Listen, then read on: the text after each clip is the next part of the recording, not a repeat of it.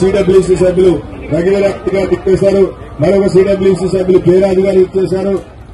పూర్వ పార్లమెంట్ సభ్యులు doctor KVP Ramachandra Rao గారు, అఖిల భారత కాంగ్రెస్ కమిటీ కార్యదర్శి మాజీ మంత్రివర్యులు జేడీ శీలం గారు,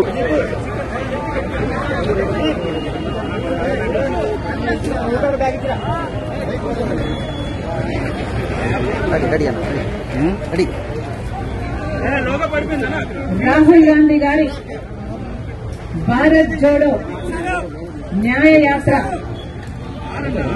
ఉద్దేశము మన భారతదేశంలో మన హక్కుల కోసం కొట్లాడాల్సిన అవసరం వచ్చింది కాబట్టి భారత పౌరుల హక్కులు కూడా వాళ్ళకి అందటం లేదు కాబట్టి భారతదేశ పౌరుల హక్కుల కోసం కొట్లాడే దిశగా రాహుల్ గాంధీ గారు భారత్ జోడో న్యాయయాత్ర మొదలుపెట్టారు. అంతకు ముందు చేసిన భారత్ జోడో పాదయాత్రలో రాహుల్ గాంధీ గారు 4,000 కిలోమీటర్లు పైగా పాదయాత్ర చేస్తే అడుగడుగున ఎక్కడ వీలైతే అక్కడ కాంగ్రెస్ పార్టీకి వ్యతిరేకంగా ఉన్న ప్రభుత్వాలు అయితేనేమి, బీజేపీ అయితేనేమి దాడులు చేశారు.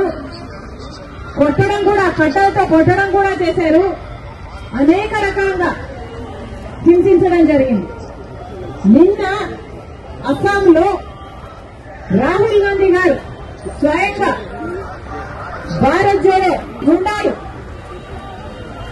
గుంపులుగా వచ్చి భారత్ జోడో న్యాయ యాత్రలో పాల్గొంటున్న వాళ్ళని మీద దాడులు చేసి వాళ్ళని గాయపరచడం జరిగింది. ఎందుకు ఇలా చేస్తున్నారు అని రాహుల్ గాంధీ గారే స్వయంగా దిగి వాళ్ళని ఎదిరిస్తే రాహుల్ గాంధీ గారికి కూడా ప్రమాదం తలపెట్టే ప్రయత్నం చేసి ఆఖరికి పెద్ద గొడవై నిన్న అస్సాంలో ఈ విషయం జరిగితే